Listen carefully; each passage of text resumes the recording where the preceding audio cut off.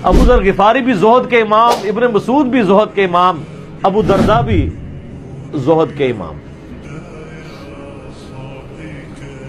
ابن مسعود رضی اللہ تعالیٰ عنہ جب وہاں پہ رکے، ان کو تو نہیں پتا تھا یہ کون ہے، تو انہوں نے کہا بی بی کیا؟ ان کا میرا خامند مر گیا ہے۔ ان کا یہ کون ہے؟ تو انہوں نے کہا ابو ذر غفاری۔ عبداللہ بن مسعود کی چیخ نکلی، چیخ ماری انہوں نے، ان کا واہ۔ اللہ کے نبی نے فرمایا تھا کہ ابو ذر اکیلا آ رہا ہے تبوک کے موقع پہ، دنیا سے بھی اکیلا جائے گا، اور قیامت والے دن بھی اکیلا اٹھایا جائے گا۔ یہ جو مزار کی رٹ لگائے پھرتے ہیں، میں ان سے پوچھتا ہوں تمہارے بابوں کی کیا اوقات ہے؟ ابو ذر غفاری کا مزار دکھاؤ کدھر؟ جو اس روئے ارض پہ نیلی چھتری کے نیچے سچا ترین انسان جس کو اللہ کے نبی کہہ رہے ہیں، اس کا کوئی مزار نہیں ہے۔ غریب المتنی میں مرا ہے، اس کی قبر بھی ایسی جگہ ہے جہاں مسلمانوں کے پاس قبریں بھی کوئی نہیں ہے، ایک ریگستان میں اکیلی قبر ہے، اس قبر کا بھی کسی کو نہیں پتا، اس پہ کوئی مزار بھی نہیں ہے، اور قیامت دن بھی اکیلا اٹھایا جائے گا، یعنی قیامت تک وہاں پہ کوئی قبرستان بھی نہیں بنے گا۔ ظاہر نبی علیہ السلام کی یہ بھی خبر ہے، تو کیا وہ ناکام ہو گیا؟ اگر مزارات ہی دلیل ہے کامیابی کی۔ معاویہ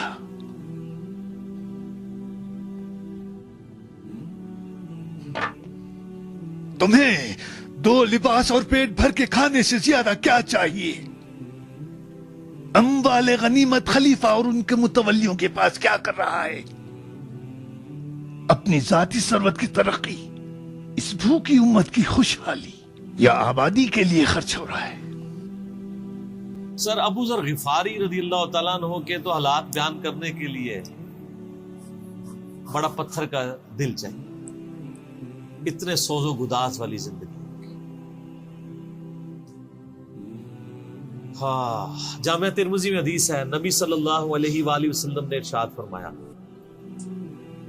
کہ اس نیلی چھتری کے نیچے ابو ذر غفاری سے سچا انسان کوئی نہیں۔ کون کہہ رہا ہے؟ نبی صلی اللہ علیہ وآلہ وسلم، جو خود صادق اور امین۔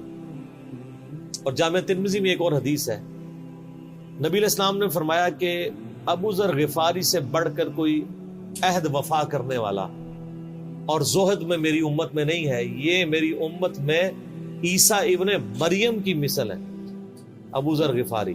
اور عیسیٰ ابن مریم وہ ہیں جن کے بارے میں روایتوں میں آتا ہے کہ وہ دنیا سے اتنے زاہد تھے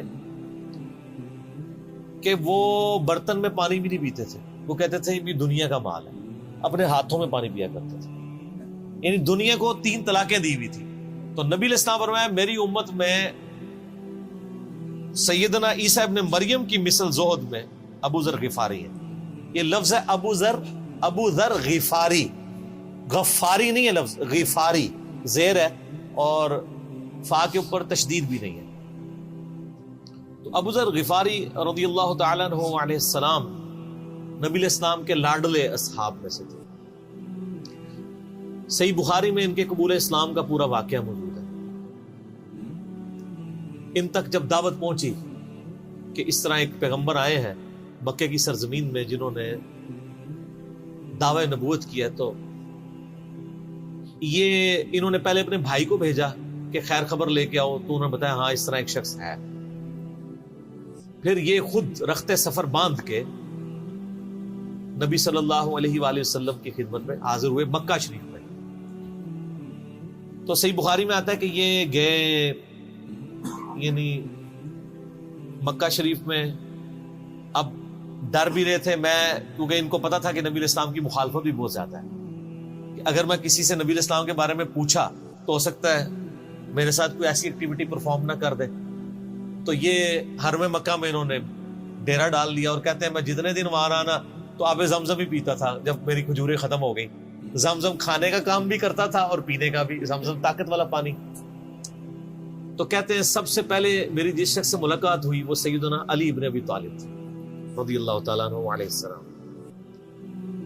تو کہتے ہیں حضرت علی نے جب مجھے آبزرو کیا نا تو مجھے اپنے ساتھ گھر لے گئے، کہ پردیسی ہے، کھانا شانا کھلایا، رات ٹھہرایا۔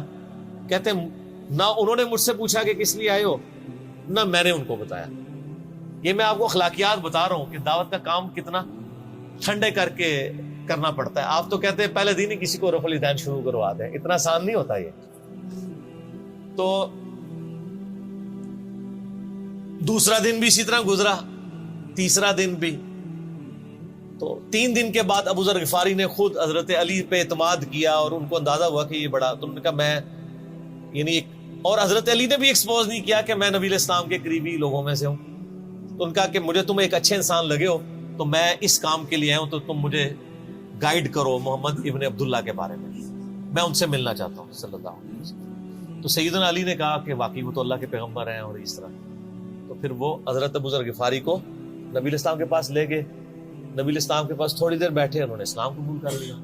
اور سر اسلام کیا قبول کیا, اتنا اعلیٰ درجے کا ایمان. نبی علیہ السلام فرمایا تم اپنے قبیلے میں واپس چلے جاؤ, جب مکے میں ہمارا غلبہ ہوگا یا کوئی اللہ تعالیٰ راہ نکالے گا, ابھی تو جو بھی اسلام قبول کرتا ہے اس کی پھینٹی لگتی ہے, تو میں کوئی نہ کوئی تمہیں مطلب بتا دوں گا, ابھی تم اپنا ایمان پوشیدہ رکھو, اپنے علاقے میں چلے جاؤ.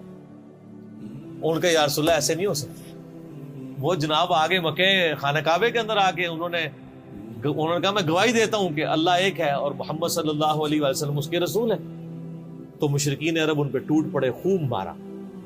حتیٰ کہ عباس بن عبد المطلب جو اس وقت تک مسلمان نہیں ہوئے تھے, نبی علیہ السلام کے چچا تھے, لیکن چونکہ بنو ہاشم سے تھے, اور بنو ہاشم آپ کو پتا ہے متولی تھے کعبہ شریف کے, انہوں نے اپنے آپ کو ابو ذر غفاری کے اوپر گرا لیا کہ تاکہ ان کو کوئی مارے نہ. انہوں نے کہا تمہیں پتہ نہیں ہے قبیلہ یعنی غفاری قبیلے سے تعلق رکھتا ہے, تو اس کے قبیلے کے لوگ آ کے یہاں پہ لڑائی کریں گے ہم سے.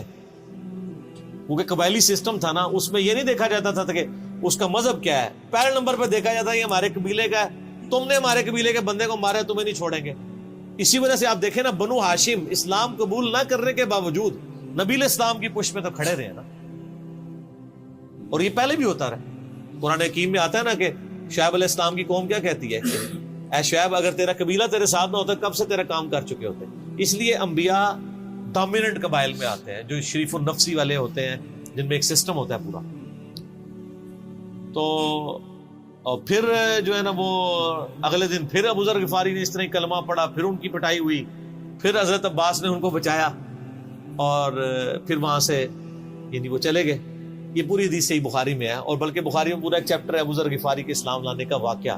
امام بخاری نے ابو ذر غفاری کا پروٹوکول یہ رکھا ہے کہ اسلام کا پورا چیپٹر بنایا ہے ابو ذر غفاری کے اسلام لانے کا واقعہ.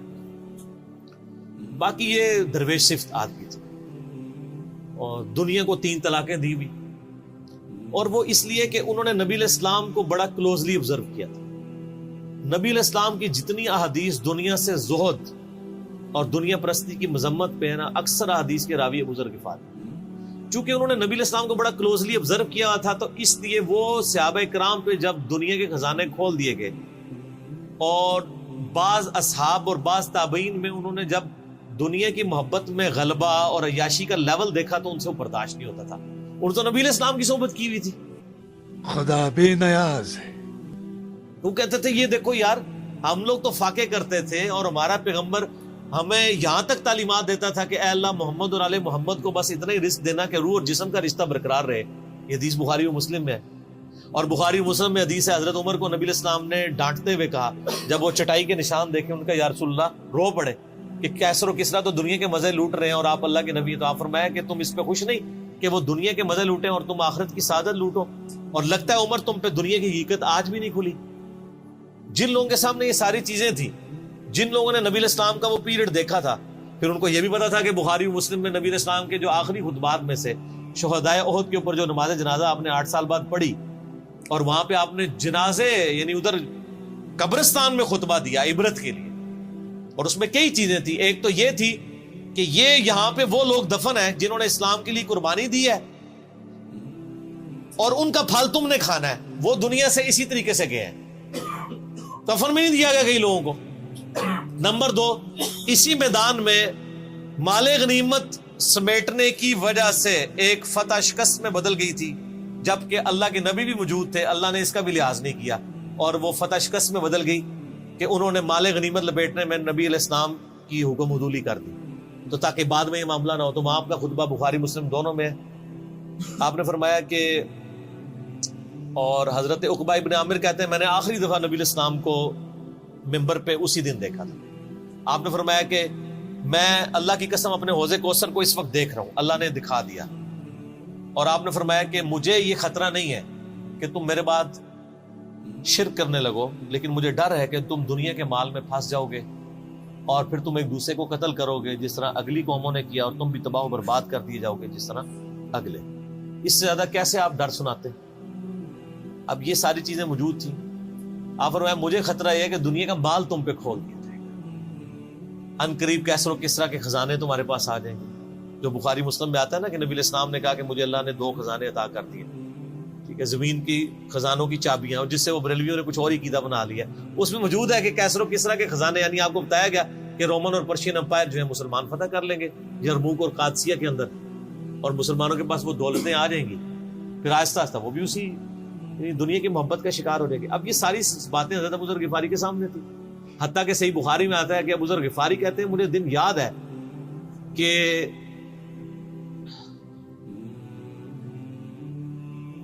نبی علیہ السلام نے فرمایا کہ ابو ذر وہ احد پہاڑ دیکھ رہے، تو کہتے ہیں میں نے احد پہاڑ کی طرف دیکھا اور میں یہ سوچ رہا تھا کہ ابھی مجھے آپ کسی کام کے سلسلے میں وہاں بھیجیں گے، دن کا وقت تھا، تو میں اپنے ذہن میں یہ اندازہ لگانا شروع کر دیا کہ کوئی کام بتائیں گے تو میں یہ پہنچ کے واپس کتنی دیر میں آؤں گا، لیکن آپ نے یہ بات نہیں کرنی تھی۔ آپ نے فرمایا کہ اگر یہ سارا پہاڑ جو کئی کلومیٹرز پہ پھیلا ہوا ہے، آج بھی احد پہاڑ موجود ہے مدینہ شریف میں، مسجد نبی سے بھی نظر آتا ہے، اور جو شہدائے احد کا قبرستان ہے اس کی بالکل بیک سائڈ پہ کئی کلومیٹرز پہ پھیلا ہوا، اگر یہ سارا سونے کا ہو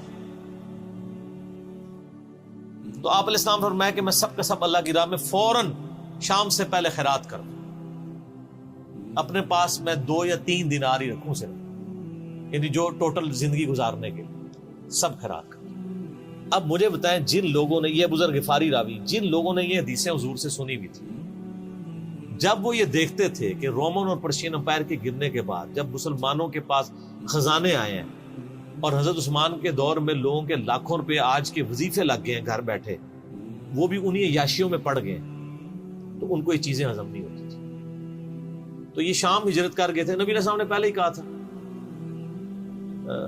المستدرک الحاکم میں تو ڈیٹیل موجود ہے۔ آپ کس بت کی شبیہ ہے؟ اتنا وقت پھر کبھی اگر سنا کہ تم نے کوئی فتویٰ دیا ہے تو تمہاری زبان کھینچ لوں گا، جاؤ دفع ہو جاؤ۔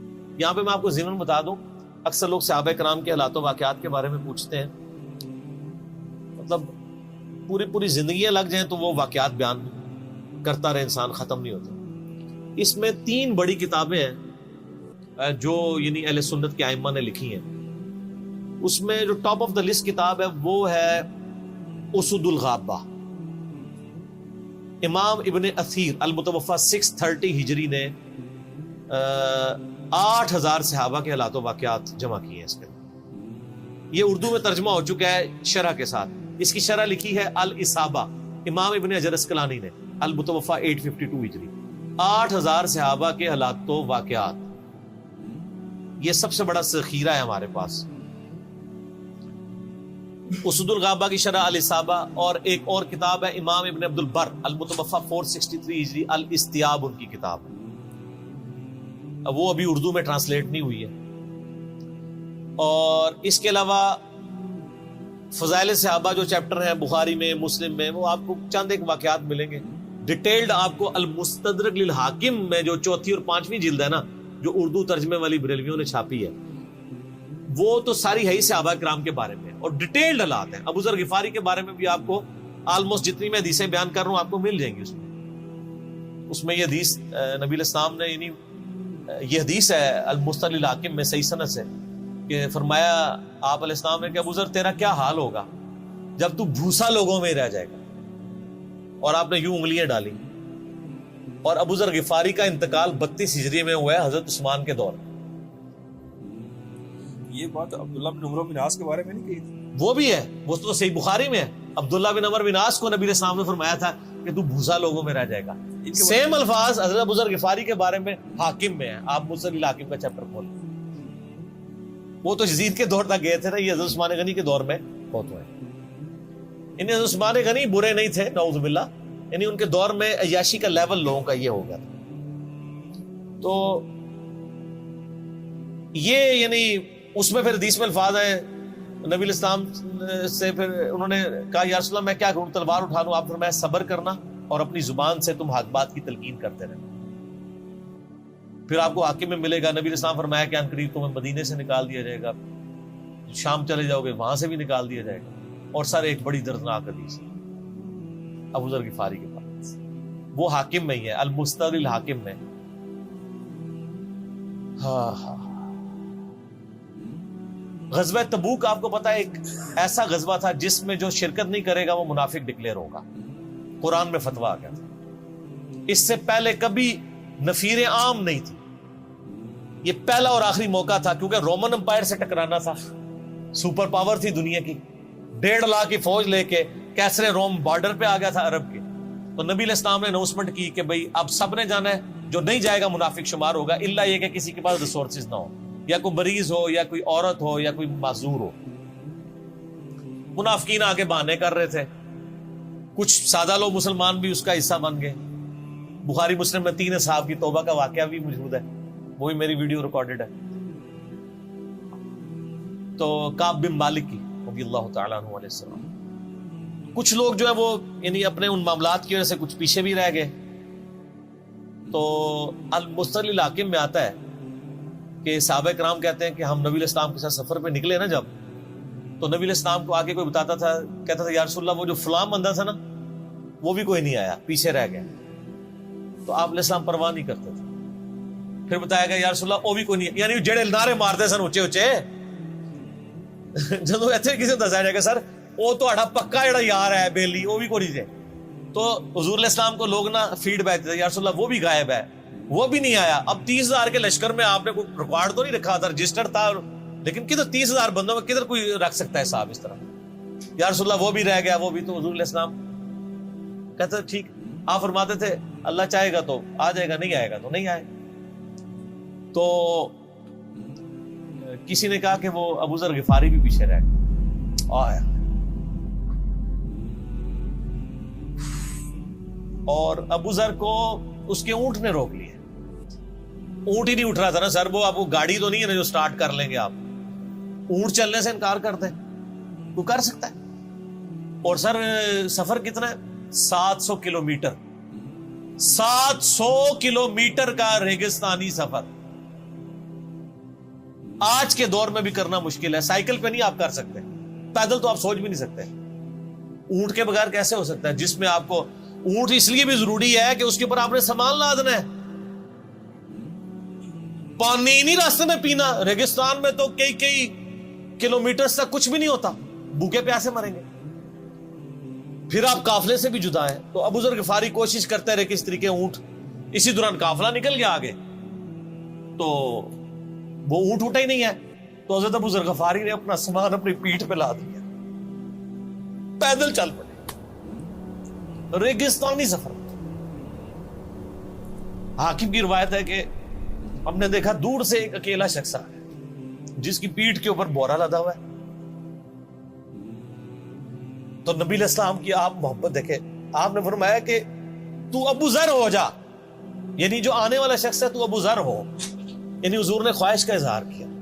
آپ کو نظر تو نہیں آ رہا تھا یہ کون آ رہا ہے، آپ کی محبت، آپ کو پتا تھا ابو ذر غفاری نہیں رہ سکتا پیچھے۔ تو صحابہ کہتے ہیں آپ نے فرمایا تو ابو ذر ہو جا، تو صحابہ کہتے ہیں تھوڑی دیر بعد جب وہ قریب آئے تو ہم نے پہچان لیا ابو ذر غفاری ہیں۔ تو جب ہم نے پہچان لیا نا تو حضور علیہ السلام نے ان کے پہنچنے سے پہلے آپ نے فرمایا ابو ذر کو دیکھو اکیلا آ رہا ہے،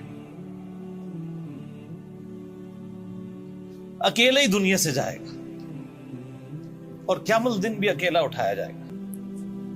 یہ اس حدیث کا بھی کچھ حصہ باقی ہے، میں بعد میں بیان کروں، پہلے میں اس کو کنکلوڈ کر لوں کہ صحیح بخاری میں آتا ہے کہ حضرت ابو ذر غفاری شام چلے گئے تھے، وہاں پہ چونکہ گورنر تھے حضرت معاویہ رضی اللہ تعالیٰ عنہ،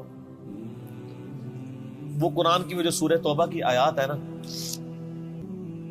تو حضرت معاویہ کہتے تھے یہ تو اہل کتاب کے بارے میں آیات نازل ہوئی ہیں، تو وہ کہتے تھے نہیں یہ سب کے بارے میں ہے۔ اب شرعی حکم یہ ہے کہ مال آپ جوڑ سکتے ہیں اگر آپ زکوٰۃ دے رہے ہیں، لیکن یہ پسندیدہ نہیں ہے، طریقہ نبوت یہ نہیں ہے۔ نبی علیہ السلام نہیں جوڑ سکتے تھے، پوری زندگی زکوٰۃ دینے کی نوبت نہیں آئی ہے، حالانکہ خمس ملتا تھا، خیرات کرتے تھے۔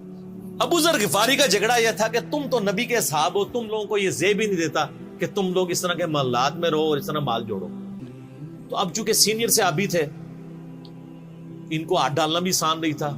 پھر نبی علیہ السلام نے فرمایا ہو کہ اس سے زیادہ سچا انسان ہی کوئی نہیں۔ تو حضرت معاویہ نے خط لکھا حضرت عثمان کو کہ جی اس بندے سے میری جان چھڑائے نا، اس کو آپ واپس بلائیں۔ حضرت معاویہ نے جب خط لکھا تو حضرت عثمان نے ان کو کہا تم مدینہ شریف واپس آ جاؤ۔ مدینہ شریف جب یہ واپس آئے تو صحیح بخاری میں آتا ہے کہ لوگوں کا جھمگٹا لگ گیا ابو ذر غفاری کے گرد۔ لوگوں کو پتا تھا یہ تو بڑا زہد والا بندہ ہے۔ تو ابو ذر غفاری وہی حدیثیں سنایا کرتے تھے کہ حضور نے فرمایا یہ احد پہاڑ سونے کے برابر ہو تو میں خیرات کر دوں گا، جبکہ باقی صاحب کہتے تھے کہ مال جوڑنا جائز ہے اگر زکوٰۃ کوئی دیتا رہے۔ وہ یہ کہتے تھے کہ یار یہ تم لوگوں کو تو زیب نہیں نہ دیتا، یار تم لوگ تو یہ باتیں نہ کرو، تم لوگ نبی کی صحبت یافتہ ہو، تم لوگوں کو تو زہد ہونی چاہیے تم لوگوں کی زندگی میں۔ اب لوگوں کا ہجوم ان کے گرد لگ گیا اور پھر حضرت عثمان نے ان کو خلیفہ وقت بلایا اور کہا کہ یار تو خود ہی مدینہ شریف چھوڑ کے یہاں سے چلا جا، تیری وجہ سے فتنہ کھڑا ہو۔ حضرت عثمان نے کہا میں نے تو نبی علیہ السلام سے سنا تھا کہ حکمرانوں کی اطاعت کرنا، صبر کر لینا۔ تو ایک زبدہ نامی کا ایک گاؤں تھا مدینہ شریف کے پاس، شہر سے ہٹ کے، تو وہ پھر وہاں پہ ہجرت کر گئے۔ آپ دیکھیں ریونج کیسا تھا، لوگ کتنے ڈرے ہوئے تھے کہ ابو ذر اپنی بوڑھا شخص 80-90 سال کا بابا اپنی ایک بڑھیا بیوی کو لے کے اس عمر میں شہر بدر ہو رہا ہے اکیلا۔ آج نہیں آپ سوچ سکتے کسی جگہ آپ اکیلے جا کے پڑاؤ کریں، کسی بیابان کے اندر، ریگستان کے اندر۔ اس زمانے میں آپ سوچ رہے، آج کل بھی آپ مدینہ شریف کے گرد چلے جائیں تو آپ وہاں نہیں ایک رات بھی گزار سکتے۔ تو کوئی شخص حضرت ابو ذر غفاری کو سی آف کرنے نہیں آیا سوائے حضرت علی کے، اور وہ بھی مدینے کی باؤنڈری تک آئے۔ ان کو پتا تھا ان کے سٹانس کے بارے میں مدینے کی باؤنڈری سے باہر نہیں جاؤں، اگر مجھے کوئی اس طرح کا یعنی حکم اجازت مل جاتی تو میں تیرے ساتھ جاتا۔ ایران والوں نے حضرت علی علیہ السلام کے زندگی کے آخری 10 سال کے اوپر ایک فلم بنائی ہے، امام علی علیہ السلام۔ اس میں ابو ذر غفاری کے سارے واقعات انہوں نے فلمائے ہیں، دیکھنے والے۔ جب مولا علی چھوڑنے آتے ہیں، پھر جو ان کی ڈیبیٹس ہوتی ہیں مدینہ شریف میں لوگوں کے ساتھ، وہ ساری انہوں نے ویڈیو میں فلما دی۔ جو تجھے کفن دے کے دفنائے گا اور جنازہ بھی پڑے گا، تو نے فکر نہیں کرنی، جب میں مر جاؤں تو میرے آ کے ان کے مرنے کے بعد مسلمانوں کا ایک قافلہ دور سے آ رہا تھا۔ تو اسی مستقل حاکم کی حدیث میں آتا ہے کہ سر قافلہ بھی سنے پھر کون ہے؟ عبداللہ ابن مسعود۔ ابو ذر غفاری بھی زہد کے امام، ابن مسعود بھی زہد کے امام، ابو درداء بھی زہد کے امام۔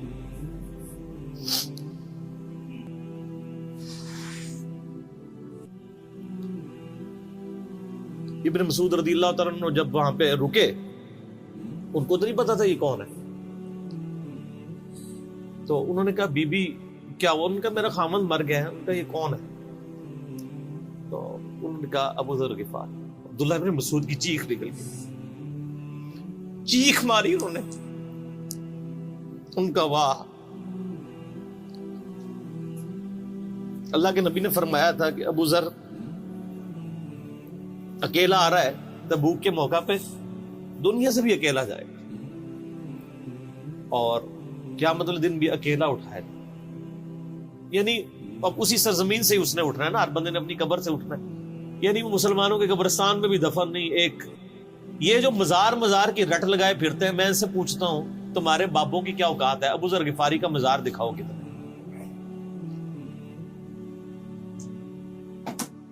جو اس روئے ارض پہ نیلی چھتری کے نیچے سچا ترین انسان جس کو اللہ کے نبی کہہ رہے ہیں، اس کا کوئی مزار نہیں ہے. غریب المتنی میں مرا ہے، اس کی قبر بھی ایسی جگہ ہے جہاں مسلمانوں کے پاس قبریں بھی کوئی نہیں ہے. ایک ریگستان میں اکیلی قبر ہے، اس قبر کا بھی کسی کو نہیں پتا، اس پہ کوئی مزار بھی نہیں ہے، اور قیامت الدین بھی اکیلا اٹھایا جائے گا، یعنی قیامت تک وہاں پہ کوئی قبرستان بھی نہیں بنے گا. ظاہر نبی علیہ السلام کی یہ بھی خبر ہے، تو کیا وہ ناکام ہو گیا؟ اگر مزارات ہی دلیل ہے کامیابی کی، تو عبداللہ ابن مسعود رضی اللہ عنہ نے ان کو غسل دیا، کفن دیا اور دفنا دیا. یہ پوری ڈیٹیلز آپ کو المستدرک الحاکم میں مل جائے گی. تو ابو ذر غفاری ان چند شخصیات میں سے ہیں جن میں پوری امت کا اتفاق ہے ان کی نیکوکاری کے اوپر.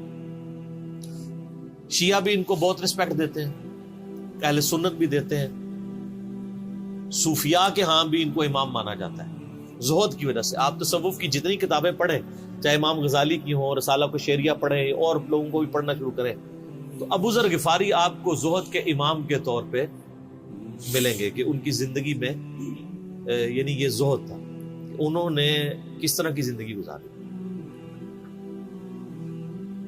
سر لوگ مجمع میں مرتے ہیں، ان کو یاد کوئی نہیں کرتا، اور ابو ذر غفاری کو آج بھی دنیا یاد کر رہے ہیں، ہم بھی یاد کر رہے ہیں رضی اللہ تعالی علیہ السلام. اللہ تعالیٰ قیامت والے دن ہمیں ایسے نیکوکار لوگوں کا ساتھ نصیب فرمائے. آمین.